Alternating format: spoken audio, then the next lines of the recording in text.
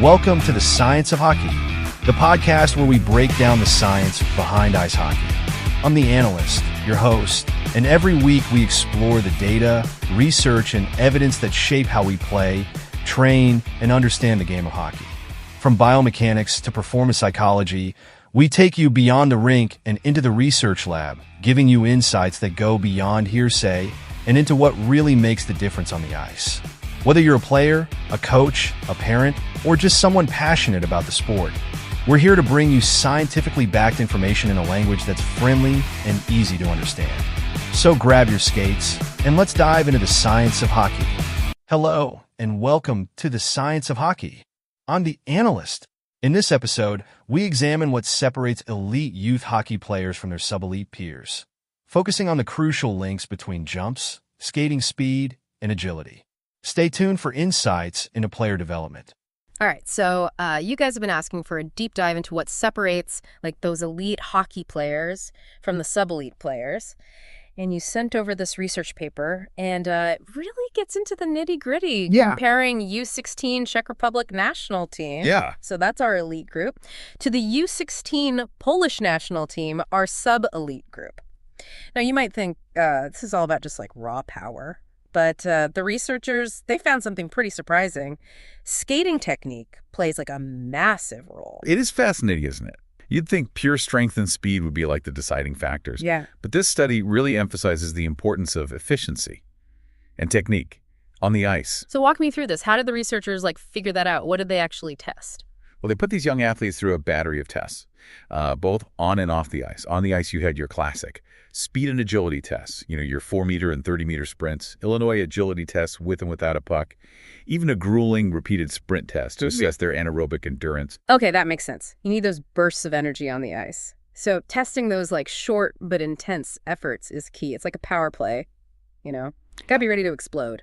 Exactly. And off the ice, they focused on tests like counter movement jumps, broad jumps, and pull-ups to measure explosive power and strength. They really wanted to get a holistic view of their athleticism. So they weren't just looking at how fast they could skate, but also how strong and explosive they were overall. But where does the skating technique element come in?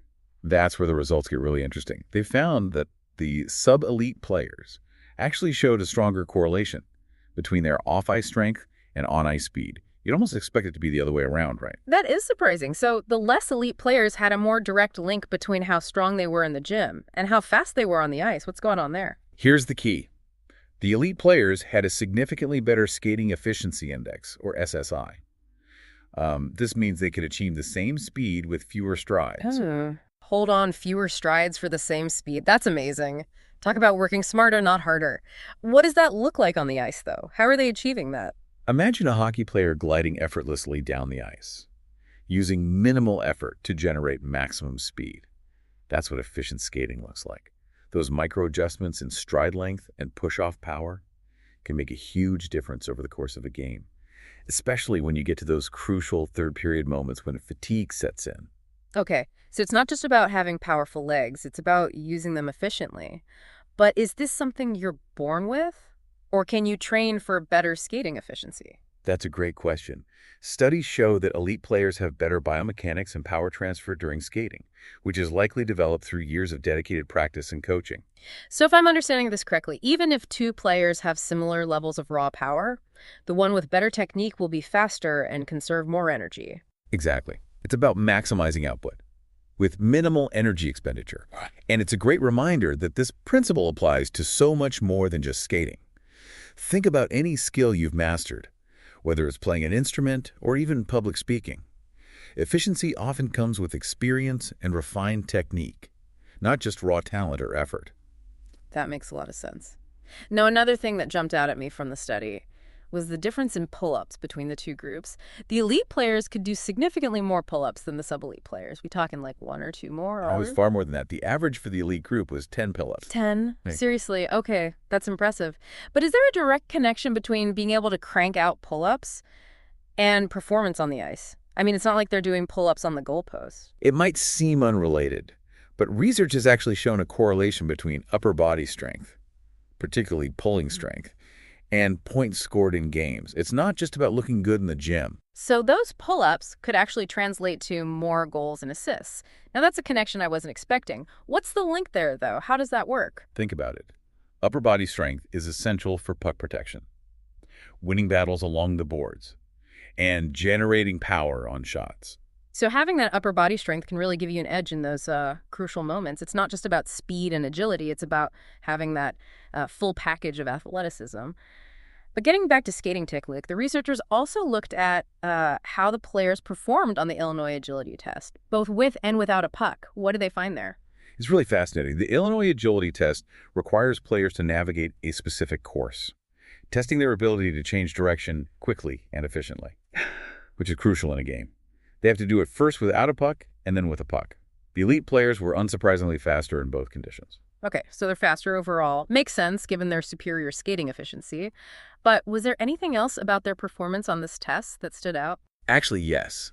The difference in their times between the two conditions, what the researchers called the puck control deficit, was smaller for the elite group.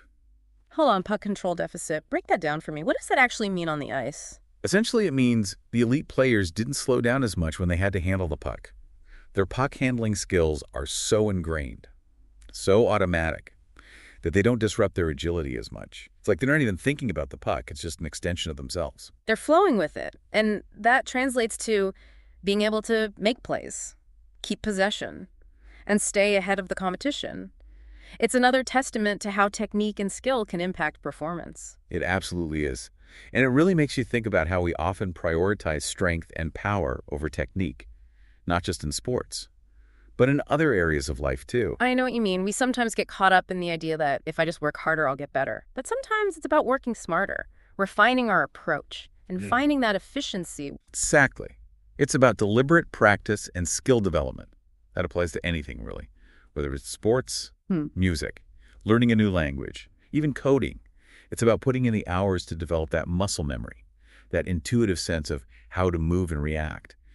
The more you practice, the less you have to think about the individual movements, and the more you can focus on the overall strategy and execution. It's freeing in a way. When you're not bogged down by the mechanics anymore, you can operate at a higher level like those elite players.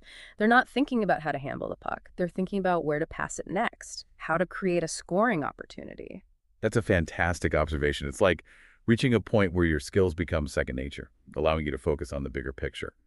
And speaking of reaching a higher level, there's another fascinating aspect of this study that I think we should touch upon. Yeah, it's amazing to see how these seemingly small differences in technique and skill can have such a big impact on overall performance. It really makes you think about how much we can learn from elite athletes, even if we're not playing at their level. Absolutely. This study offers a compelling case for the power of focused training and the pursuit of mastery in any field.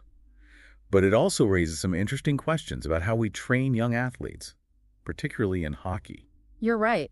If we know that skating technique is such a key differentiator, how can we apply these findings to training programs for young players? Traditionally, there's been a heavy emphasis on off-ice conditioning, strength training plyometrics, building those powerful muscles. And while that's important, this research suggests we might need to give equal attention to on-ice skill development, especially skating technique. So it's not just about building the engine, it's about making sure the car runs smoothly. It's about fine-tuning those movements for maximum efficiency. Precisely. Imagine if we could integrate specialized skating drills and technique work into training programs from a young age. If sub-elite players could improve their skating efficiency alongside their off-ice power, could they close the gap with elite players? That's a question worth exploring. It's like unlocking hidden potential. And it makes you wonder, how much of that applies to other sports and activities too? Are we sometimes overemphasizing strength and power at the expense of technique and efficiency in other areas? That's a great point, and a question for all of us to consider, no matter what we're striving to master. So to wrap up our deep dive into what separates elite from sub-elite hockey players, let's recap what we've learned. Skating technique is absolutely crucial. Even if two players have similar strength and power, the one with better technique will be faster, conserve energy, and likely be more effective on the ice. We also saw that while sub-elite players have a strong correlation between their off-ice strength and on-ice speed, that might be because they're relying more on power to compensate for less efficient skating. And let's not forget those pull-ups. Upper body strength might play a bigger role in scoring than we initially realized. Indeed. So we leave you with this thought. Could a greater emphasis on skating technique development unlock the potential of sub-elite players and elevate their game? And as you think about your own goals, how can you apply this principle of refining technique to achieve greater efficiency and mastery? It's all about working smarter, not just harder. Thanks for joining us for this deep dive. Thanks for tuning in to the Science of Hockey. If you enjoyed today's episode, make sure to share it with your friends, teammates, or anyone who loves hockey as much as you do. Don't forget to subscribe so you never miss an episode. And we'd love to hear from you. Leave a comment to let us know what you liked, what you'd like to hear next, or any questions you have. Your feedback helps us make the show even better. Until next time, keep your skates sharp, your mind open, and keep chasing the science behind the game.